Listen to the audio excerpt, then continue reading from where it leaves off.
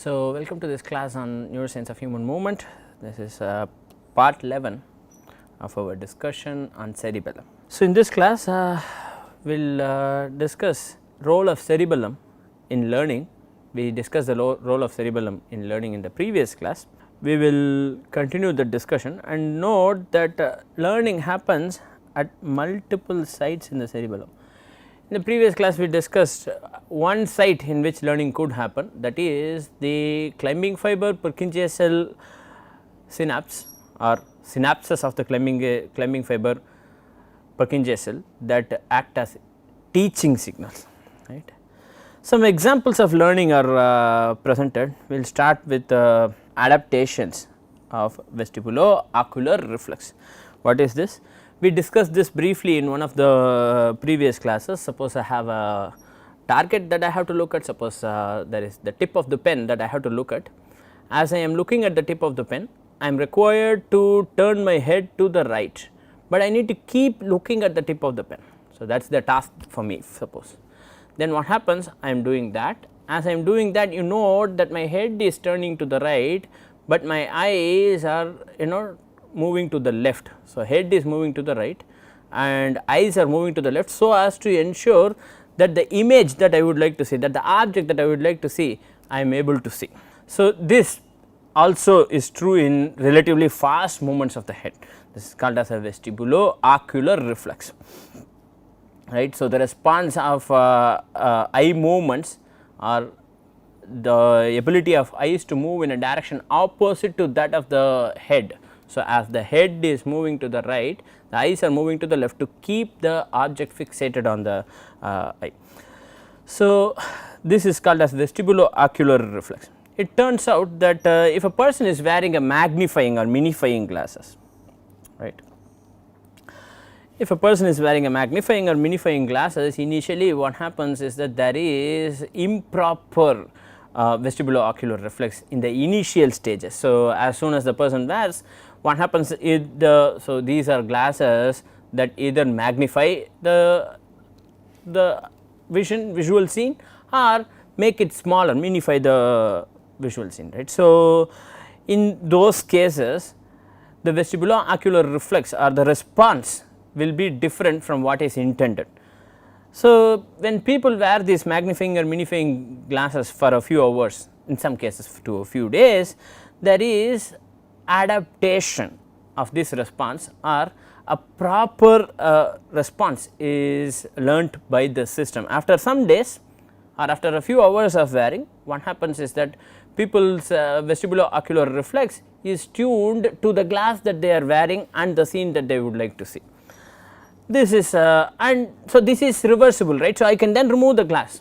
When I remove the glass, then the perturbation that is caused due to the glass wearing continues for some time. So, the original adjustment that was made is not immediately rescinded, it is not immediately corrected, it takes some time for the system to correct, right. So, if for the magnifying glass, the vestibulo-ocular reflex increases, and for the minifying glass the vestibulo-ocular reflex reduces, and after a few hours of wearing this, there is adaptation, and this adaptation can be reversed. When I remove the glass, there is going to be a reversal of this learning, and that learning or that adaptation also takes time, that is also not instantaneous. So, this is known to be mediated by the cerebellum, in particular by the vestibulocerebellum, right. So, animal models, in animals that have had lesions of the lateral vestibulocerebellum, right, in such cases, or we discussed the role of the vestibulocerebellum in one of the previous classes. So, please do check that video.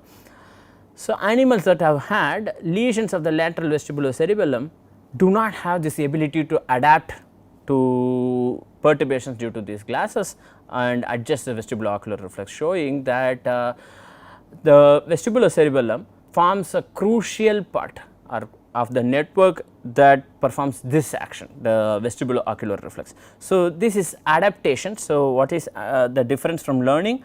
Learning, we discussed, at least a relatively crude definition, is a relatively long term error correction, right? Whereas adaptation refers to this relatively short term correction. Also note, apart from this, there is the ability of the cerebellum to participate in online error corrections, moment to moment, trial to trial error corrections, that is also there. But there is also motor skill learning, you are learning a skill that is relatively long term, for example learning tennis, right, that is a skill that you learn. Adaptation refers to perturbations such as a response to perturbations such as wearing a magnifying or magnifying glass, wearing a prism glass, etc., or response to force field perturbations, etc., right. Then also another another approach for studying this is classical conditioning of eye blinks in response to air puffs that are coupled with tones. So, the experimental approach is the following. So, there is an air puff that is placed on the cornea. Every time when this air puff is on the cornea, there has to be an eye blink. So, you do not want, this is a relatively non preferred stimulus, people do not like this. So, immediately they will close the eyes, so they will blink, right. So, when this happens, it turns out when a tone is accompanied by the air puff. So, when the air puff arrives along with the tone, then people learn to predict when the air puff is going to arrive or the amplitude of the air puff perturbation in response to the tone. Also what has been shown is that the characteristic of the air puff perturbation can be encoded by the tone. So, the long tones. So, when we say tone, I am meaning an auditory tone. So, tones with different frequencies or tones of different durations may encode different nature of or different parameters of the air puff. So, depending on that, eye blink response is customized. So, it is crucial to note, it is not that all the responses that are coming or all the eye blinks are the same. So, the eye blink response is customized to the particular perturbation. So, if the tone is long or if the tone is of high frequency, that means the air puff is going to be this strong or it is going to arrive at this latency.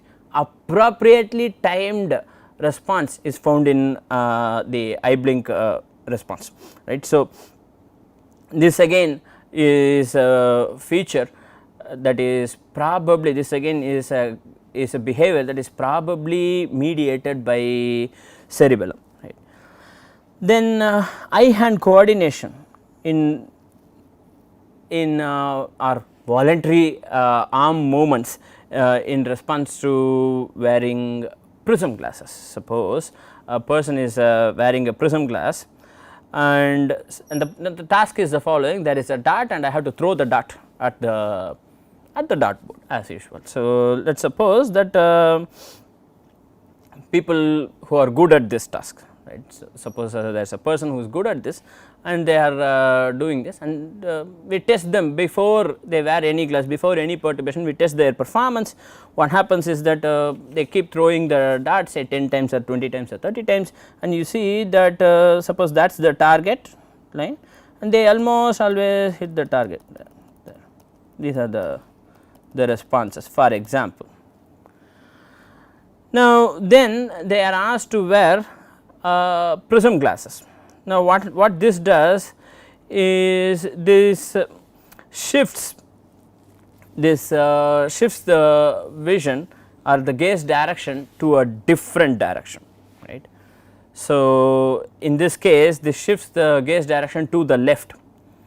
So, initially before the person was wearing the prism glasses, the hand follows the eye. So, here this is the throw direction, in brown you have the throw direction or the hand direction and in blue you have the gaze direction or the eye direction, right. Initially before the person was asked to wear the prism glass, the hand direction is like this, as in these two, right. The hand direction and the gaze direction are the same. In other words, the hand follows the eye, right. As soon as they are asked to wear the glass or in the first trial, immediately after wearing the glass, also the same thing happens, but note now because of this perturbation vision is toward the left, and here also gaze follows, here also gaze and throw are in the same direction, or the hand follows the eye. So, that is the direction, that is the point, at which the response is, the person is throwing initially. They see something and they throw along, and then they realize so this is a mistake, I want to throw at the target which is here for example, but I am throwing where my eyes are seeing, and my eyes are seeing to the left. So, what I should do in future is if I am looking like this, I should throw toward my right in future, right. That is what this glass is doing to me. This glass is shifting my gaze. So, I should not throw along where I am seeing, but rather to my right, and this people learn with a number of trials. So, after some trials it is like this, and after a few trials you realize they are going to do something like this. So, initially in the normal case people are going to do that. For people to come to that level, it takes that many trials. After so many trials people are able to do this, but then what you do, after some time you ask them to remove the glass. But before that, what happens in this case? During adaptation or just after adaptation, you note that the gaze direction continues to be in this direction, whereas throw has shifted to the right of the gaze, is it not? Throw has shifted to the right of the gaze, throw is not along the eye, the hand does not follow the eye, but rather the hand goes to the right of the eye, right. That is what happens during perturbation. Then what happens, the people are asked to remove the glass. So, once you remove the glass, what happens is that initially this learning that was there, where the hand is throwing to the right of the gaze continues, but now the gaze is straight as it is here, right. Now, that is the gaze. Now, the gaze is straight like this. So, but people have already learned to throw to the right of the gaze, which is why the first response immediately after removal of the glass is here, and then the next few responses are here, and after some time people learn, oh, I am throwing to the right of the target, I am seeing straight and I am throwing to the right, now I must throw along where I am seeing. So, after a few trials, after that many trials, people learn to throw along where they are seeing. So, these are going to be the good trials. After some time, then what happens? After some time, the gaze direction and the throw direction are expected to be the same. Around here, for example, that is the gaze direction, and that is the throw direction, for example, right. That is here for that part of the learning. And interestingly note that this ability to adapt, so it only takes a few trials, right, few tens of trials to adapt to this perturbation. This ability to adapt is compromised in individuals with lesions, right. So, in individuals with lesions of the cerebellum, what you have is that before the perturbation they are doing something, after the perturbation they are doing this, they never come back to that, right, and after the removal they are doing this. So, very different distinct response in people with cerebellar lesions, they are not able to adapt, which once again highlights the crucial role of cerebellum in this form of learning, or in this form of adaptation, right. So, the hypothesis behind this is that there are probably internal models of dynamics that whose parameters are varied in response to the sensory inputs, whose parameters are varied in response to the situation, context, and so on and so forth. And all these internal models are probably implemented, or they probably reside in the cerebellum, is a controversial hypothesis that continues to be challenged, that continues to be supported, that continues to be discussed in the literature. At least the following is known, that there are multiple sites in which learning can happen. One particular site that we discussed earlier is this site. This is the climbing fiber Purkinje cell synapse, or the synapses of the climbing fiber Purkinje cell, where learning happens through the climbing fiber acting as a teaching signal or the instructing signal. But it is now known that it is not just at this site, but other sites. For example, at the deep cerebellar nuclei also, where learning is believed to happen. So, learning happens at multiple sites, at the not only in the cerebellar cortex. So, this is the cerebellar cortex, of course, right, because that is the molecular layer of the cerebellum. Long ago, when we discussed the anatomy and the microcircuitry of the cerebellum, we distinguished that this is the molecular layer, and where the Purkinje cell bodies are located is the Purkinje cell layer, and this is the granular layer.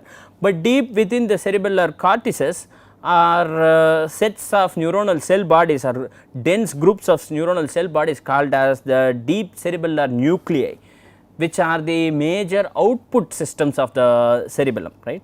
So, learning is now believed to happen also in the deep nuclei, in addition to the Purkinje cell and climbing fiber synapses. So, we discussed in the previous class how this happens.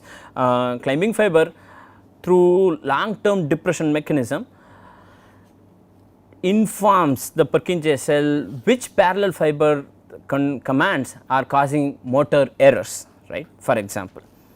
So, this is what happens at the level of the Purkinje cell and climbing fibers, but a similar process is also implemented probably in the deep cerebellar nuclei. Okay. So, what we have learnt in today's class is that learning happens at multiple sites in the cerebellum, that is basically the cortex, as in the cerebellar cortex, and deep nuclei. Also, that cerebellum is crucial for different forms of learning, especially adaptation. We saw a few examples of this adaptation: adaptation to vestibulo-ocular reflex, adaptation to eye blinks condition, or classical conditioning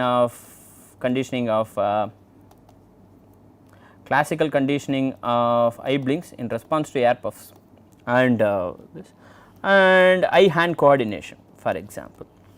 And there are other examples such as force field adaptations, such as split belt treadmill adaptations, etc. There are multiple experimental approaches that give us information on how cerebellum can play a role in learning. At least the following is accepted, that cerebellum plays a crucial role in short term. Actually, cerebellum plays a crucial role in online or trial to trial, moment to moment error correction, in short term error correction in terms of adaptation, and in long term error correction in terms of motor learning. And it is believed a particular form of learning is probably implemented in the cerebellum. It is a controversial hypothesis that so in computer science, for example, there are different forms of learning that are discussed. These are unsupervised learning, supervised learning, and reinforcement learning. For example, it is believed that for the brain, unsupervised learning is implemented in the cortex or the cerebral cortex. Supervised learning means that is, we know what the expected output is, what is the performance, and these two are compared, and then the error is reduced, right, approximately. I am taking a very non-technical view of what the situation is. That is probably implemented in the cerebellum. So, we have discussed cerebral cortex, especially the motor cortex, and how learning happens in the cerebral cortex. We have discussed some cases of that. We have discussed cerebellum and how learning happens in the cerebellum in today's class and in the previous class. Then how is reinforcement learning, which is reward related response, and reward related learning is happening in the brain. That forms the discussion of our future classes, that is implemented in or it is believed to be implemented, hypothesized to be implemented in basal ganglia and other related circuitries. So, with this we come to the end of this lecture. Thank you very much for your attention.